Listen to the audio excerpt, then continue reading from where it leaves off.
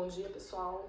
Dando sequência aos nossos estudos, hoje nós vamos falar de verbos, tá? Vamos falar da definição dele, da estrutura interna das formas verbais, flexão do verbo, formas nominais, vozes verbais, tempos compostos, classificação do verbo quanto à forma, combinação dos verbos com os pronomes. Então, são tópicos, são assuntos que a gente precisa falar, que estão dentro do conteúdo do verbo, né? A primeira coisa que a gente precisa saber é que o verbo é uma classe gramatical, né? Variável, e que pode denotar uma ação, um estado, um fenômeno da natureza ou uma ocorrência. Então, uma ação, por exemplo, ela estudou muito para passar no concurso. Maria joga vôlei, ou seja, estudar, jogar são ações. Um estado, né? Os noivos estão felizes, eles ficaram emocionados. Estar e ficar são estados. Fenômeno da natureza, trovejou bastante ontem à noite, choveu 5 dias sem parar. Trovejar e chover são fenômenos da natureza. Ocorrências, quando eu era mais jovem, aconteceu-me uma situação inexplicável.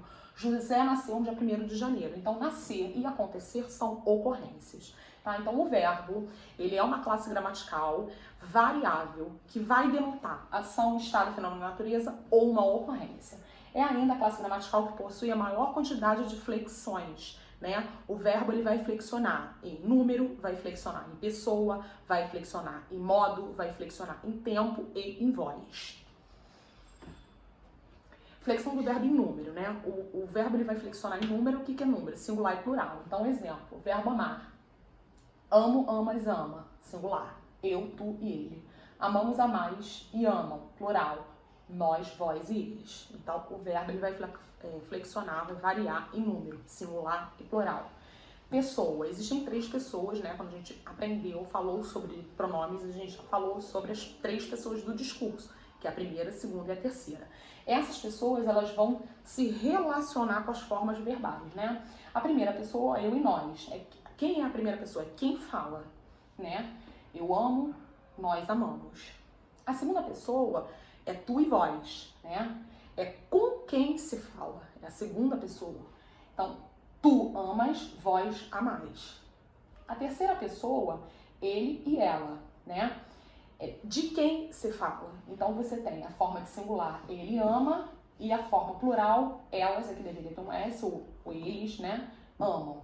Então, existem as 3 pessoas do discurso, né? A primeira, a segunda e a terceira, no singular e no plural. Os modos, né? Chamam-se modos verbais as características das formas verbais para expressar a atitude do falante sobre o enunciado. Se o falante ele quer expressar uma atitude de um modo real, certo ou positivo, alguma certeza, ele vai usar o indicativo. Quando ele quer expressar uma hipótese, uma dúvida, um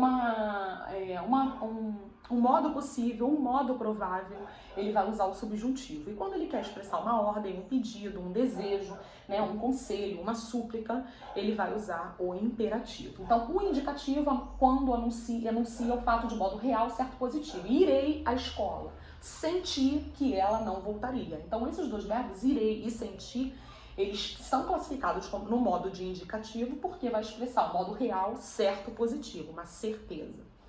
Quando eu digo, se fôssemos ao teatro, existe uma hipótese, uma dúvida, né? Algo provável, algo possível, que não é algo certo, real, positivo. Quando chegarmos à universidade, a mesma coisa, existe essa possibilidade. Então, quando a gente está falando de possibilidade, né, de dúvida, de hipótese, a gente está falando de subjuntivo. O imperativo, volte meu filho, esse verbo aqui, volte, está expressando o quê? Uma súplica, né, um pedido. Senhor, tende piedade de nós. Nesse caso, tende piedade de nós. É uma súplica que se faz ao Senhor. Então, é um modo imperativo.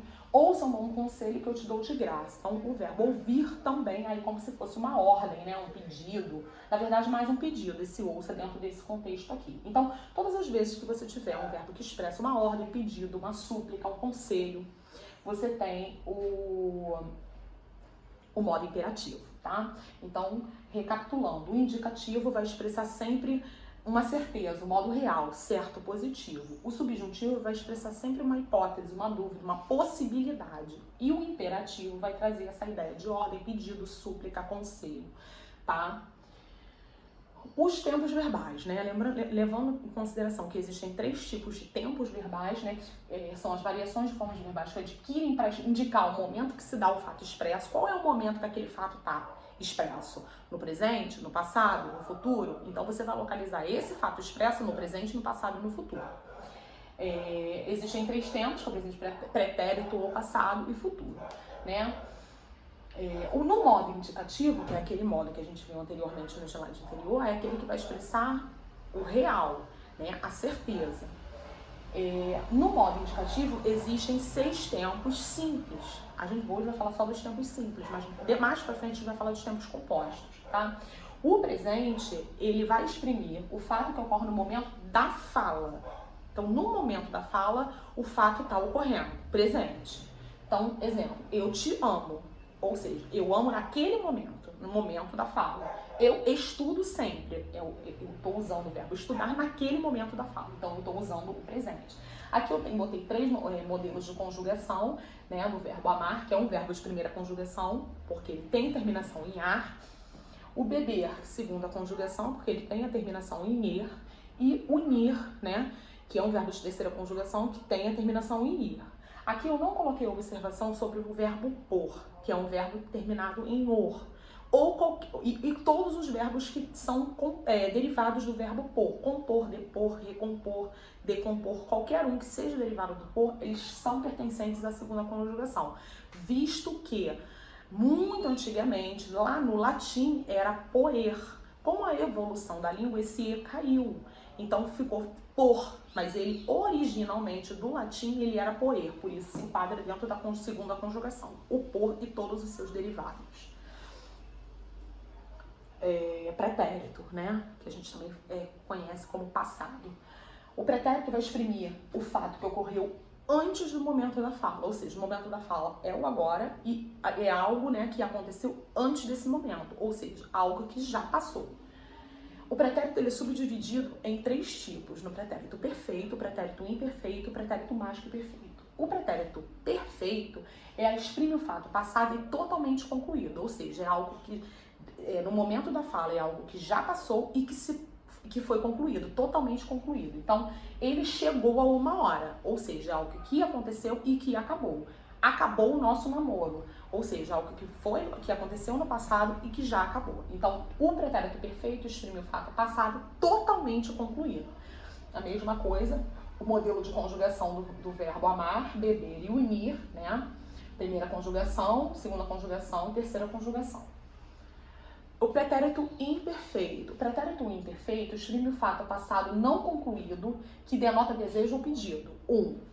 Refere-se a um fato passado representando o presente daquela época. 2. Expressa um hábito ou acontecimento que ocorria frequentemente no passado. 3. E ainda indica a continuidade de um fato em relação a outro que ocorreu simultaneamente no passado. 4. Então você tem 4 tipos de uso para o pretérito imperfeito. Como é que eu vou conjugar o pretérito imperfeito? Com as desinências vá ou ia, né? Você vai usar a ia para a segunda e terceira conjugação e a vá para a primeira conjugação. Todo e qualquer verbo de primeira conjugação você vai usar a desinência vá. Então, lavava, estudava, amava, gostava, todos eles que forem de primeira conjugação vai receber a desinência vá.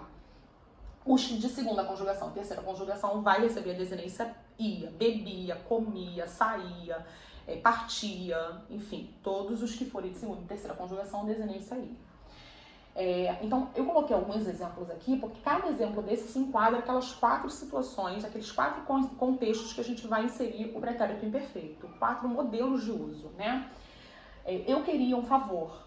Na minha infância, eu andava muito de bicicleta. Eu tocava guitarra todos os dias. Quando o pai voltou, o filho estudava. Ele comprava livros com o dinheiro que ele recebia do pai. Ou seja, eu tenho várias ocorrências aqui de pretérito imperfeito, cada um exprimindo uma ideia, tá? Pretérito mais que perfeito. O pretérito mais que perfeito, eu costumo dizer que ele é o passado do passado. Então, o pretérito perfeito existe o momento da fala. O pretérito perfeito é algo que já passou, né? É um passado concluído. O pretérito mais perfeito é o passado antes desse passado. Então, é o passado do passado. Só um minuto, pessoal. Eu costumo fazer sempre esse exemplo para você entender o que seria o passado do passado. A gente está em março. O passado de março é fevereiro. E o passado do passado é janeiro. Então, o pretérito mais que perfeito, né, nessa metáfora dos meses, é janeiro, porque é o passado do passado. A mesma coisa a gente vai tratar dos exemplos que a gente vai dar aqui, né? Então, o que é o pretérito mais perfeito? Exprime o fato passado já realizado antes do outro também passado. Por isso que é pretérito mais que perfeito, porque o perfeito é o passado concluído e o mais que perfeito é o passado desse passado que já foi concluído. O pretérito mais perfeito indica um momento antes do pretérito perfeito. Então, por exemplo, ele comprou os livros com o dinheiro que recebera do pai. A gente quase não usa o pretérito mais perfeito no nosso dia a dia, da forma simples, que é a forma que está aqui. A gente utiliza o pretérito mais perfeito da forma composta. Então, por exemplo, nessa construção, que é uma construção simples, você não escreveria recebera. Você provavelmente escreveria assim: ele comprou os livros com o dinheiro que tinha recebido do pai. Você faz o pretérito mais perfeito composto. Por que composto? Porque você coloca um auxiliar, né? E você coloca um verbo no particípio, que é o verbo receber, que é o verbo principal. No pretérito mais perfeito, a gente utiliza mais no nosso dia a dia a forma composta. A forma simples a gente quase não encontra, tá? Logo que acabaram o espetáculo, a bailarina foi-se embora. Logo que tinha acabado o espetáculo, a bailarina foi-se embora. Então, são duas ocorrências ou seja, a bailarina foi embora, só que o espetáculo tinha acabado antes dela ir embora. Então, existiu um passado do passado, né? Ou seja, ele comprou os livros, ou seja, foi passado, com o dinheiro que tinha recebido, ou seja, ele tinha recebido o dinheiro primeiro e depois ele comprou. Então, existiu um fato passado antes do fato passado. A mesma coisa em relação ao espetáculo da bailarina. Tá? Você consegue perceber que aqui, ó, foi-se e o comprou são pretéritos perfeitos. E para você falar do passado antes desse passado, você vai utilizar o mais que perfeito, que é o acabar e o receber. Tá? Em certas orações temporais aparece o pretérito perfeito, onde se esperaria o mais que perfeito. Né? Por exemplo, logo que acabou o espetáculo, a bailarina foi-se embora. É uma construção que, à primeira vista, assim, né, você percebe que qual o problema dessa oração? Só que se você não pode usar aqui um pretérito perfeito, porque você já tem um pretérito perfeito. E o que acontece nessa frase? Logo que acabou o espetáculo, a bailarina foi-se embora, ou seja, ela foi embora. Só que ela foi embora quando terminou o espetáculo. Então, terminou o espetáculo, ela foi embora. Então, existiu um fato passado antes dela ir embora, que também é um fato passado, porque a gente está levando em consideração o momento da fala. Então, aqui o acabou não cabe, é o acabara, ou tinha acabado. Tá?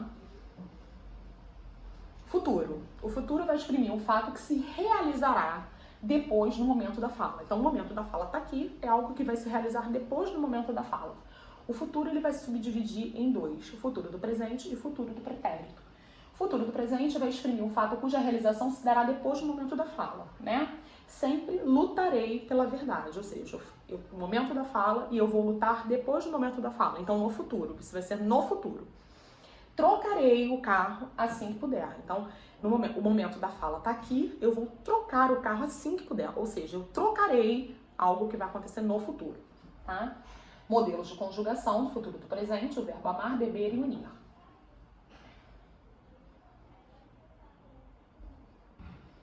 Futuro do pretérito. Exprime um fato que poderia ter ocorrido no passado, né? Ou ainda um fato que se dará agora ou no futuro, dependendo de certa condição. Então, quando a gente fala de futuro do pretérito, a gente vai lembrar da palavra condição. Para que aquele fato ocorra, precisa-se de uma condição. Existe uma condição.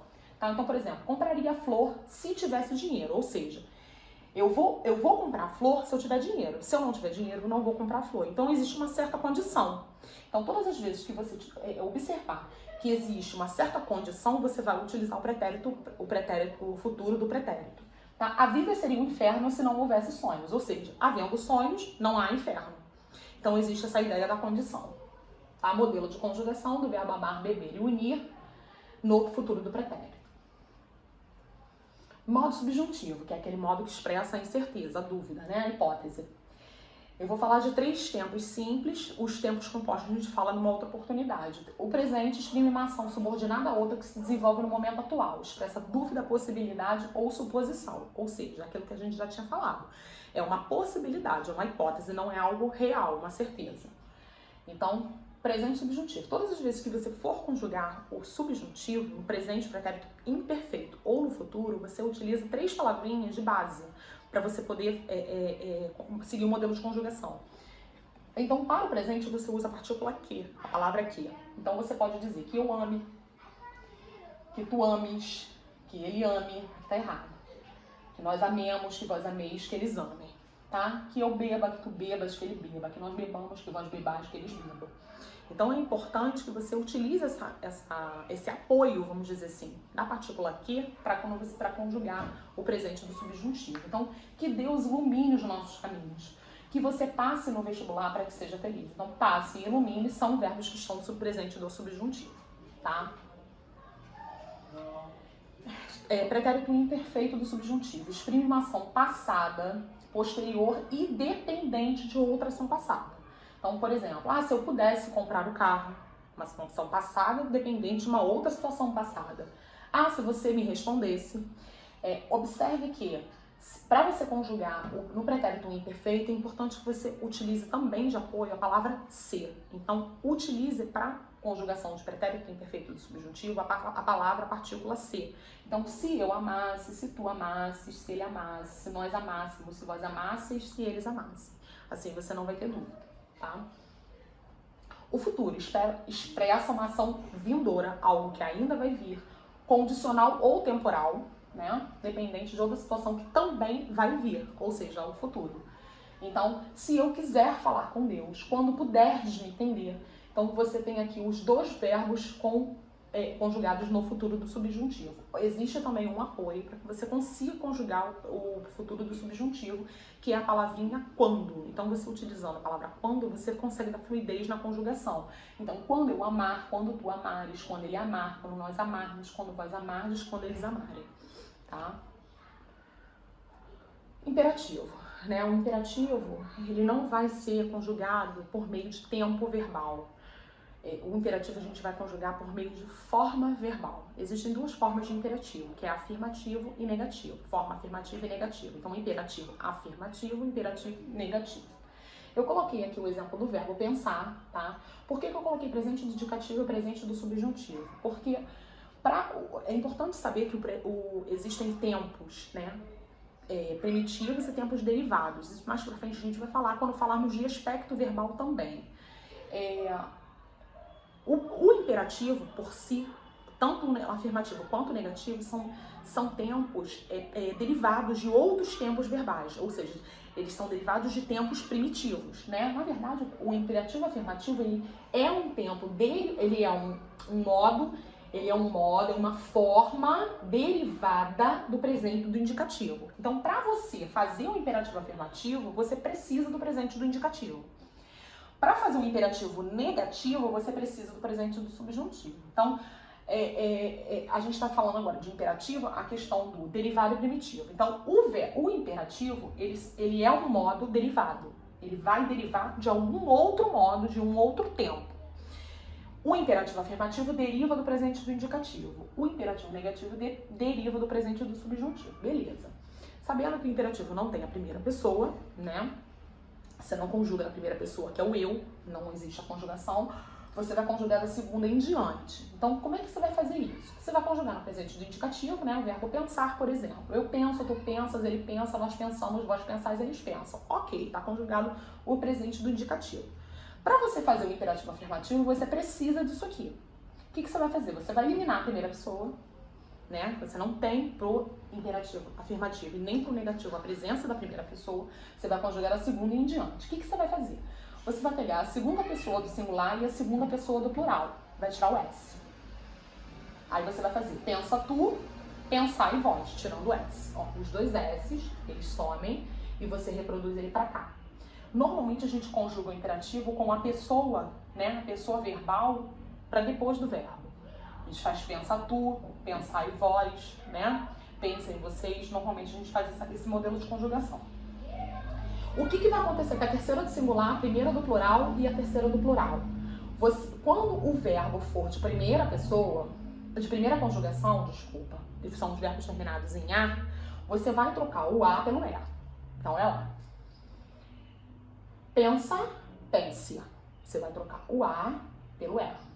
Pensamos, você vai trocar o A pelo E. Então, pensemos. Pensam, você vai trocar o A pelo E. Pensem vocês. Então, quando você tem um modelo de conjugação para fazer imperativo afirmativo, você precisa do presente do indicativo, porque isso aqui sai daqui. Você vai pegar as duas segundas pessoas, vai tirar o S e vai reproduzir. Se o verbo for de primeira pessoa, ou seja, aqueles que forem terminados em AR, o A vai ser transformado em E. Se você tem segunda e terceira, verbos de segunda e terceira conjugação, o que é E e o que é I vai ser transformado em A. Depois a gente mais pra frente, eu vou dar os exemplos para vocês. Tá? O importante aqui nesse momento é que você entenda que o imperativo sai dos presentes. O afirmativo do indicativo e o imperativo negativo do presente e do subjuntivo. Depois a gente vai fazer as conjugações. O que acontece para fazer um imperativo negativo? Obviamente você não tem a primeira pessoa, né? Você vai conjugar no presente do subjuntivo normalmente o verbo que se queira conjugar, né? Então, lembrando que o presente do subjuntivo a gente vai conjugar com o apoio da palavra que. Então, o verbo pensar, então, que eu pense, que tu penses, que ele pense, que nós pensemos, que vós penseis, que eles pensem. Então, conjugado o verbo no presente do subjuntivo, como é que você vai fazer o imperativo negativo, né? O imperativo negativo nada mais é que o presente do subjuntivo. Você vai pegar isso daqui e vai botar isso pra cá. Lembrando que não existe a primeira pessoa e a pessoa verbal sempre fica por última. E logo, se é negativo, tem que ter o advérbio não na frente. Então, não penses tu, observe que o verbo é o mesmo. Não pense você, observe que o verbo é o mesmo. Não pensemos nós a mesma coisa. Não pensei vós a mesma coisa. Não pensem vocês a mesma coisa. Então, o imperativo negativo, ele nada mais é que o presente do subjuntivo, com o acréscimo do advérbio não e colocando a pessoa verbal para o final dele, tá? Formas nominais. Existem 3 formas nominais do verbo, né? É o infinitivo, gerúndio e o particípio. O que seriam, o que é o infinitivo? São aqueles verbos que são terminados em ER. Né? Lavar, comer, dançar, sair, curtir, todos esses que são terminados em R, a gente vai chamar de infinitivo. O infinitivo, ele vai equivaler sempre a um substantivo, ele é equivalente a um substantivo. Então, por exemplo, amar é o que interessa. Amar é o que interessa, a mesma coisa que eu dizer, o amor é o que interessa. Então, esse amar é como se fosse um substantivo. Tá? O gerúndio equivale normalmente a um advérbio, ele está sempre denotando um advérbio. Então, chegando a hora, todos irão embora. Quando chegar a hora, é a mesma coisa, é equivalente, né? Chegando a hora, quando chegar a hora. Então, isso aqui está funcionando como um advérbio de tempo. Então, o gerúndio ele vai equivaler normalmente a um advérbio. Lembrando que o gerúndio, todo e qualquer gerúndio, ele tem a terminação, a desinência NDO no final dele. Comendo, dançando, partindo, chegando, amando, todos os verbos que são terminados em LDO está na forma nominal chamada gerúndio. E o particípio, né, que são aquelas formas que têm a terminação ido ou ado na forma regular, porque existem 2 tipos de particípio que a gente vai ver mais para frente, que é o particípio regular e o irregular, né, vai equivaler a um adjetivo, podendo flexionar em gênero e número concordando com o sujeito. Então, o particípio, levando em consideração o infinitivo que equivale a um substantivo e o gerúndio que vai equivaler a um advérbio, o particípio é o único que vai flexionar em gênero e número. Isso significa o quê? Que ele pode receber flexão de feminino, que ele pode receber flexão de plural. Esses aqui não, tá? Então, por exemplo, chegado o momento, ele saiu. Vencidas as dificuldades, continuamos a luta. Ou seja, chegado o momento, porque esse chegado está concordando com um sujeito, que é uma forma de masculino singular. Aqui, vencida está no feminino plural, porque as dificuldades é o sujeito e está no feminino plural. Então, ele vai fazer a flexão, né, com o sujeito dele em gênero e número. Tá? Então, chegado o momento, ele saiu. Chegado, o verbo chegar no particípio, terminação em A. Ó, vencidas, terminação em ida. Tá vendo? Vencidas porque são as dificuldades e está no plural. E é feminino. Tá? Então, as 3 formas nominais são essas.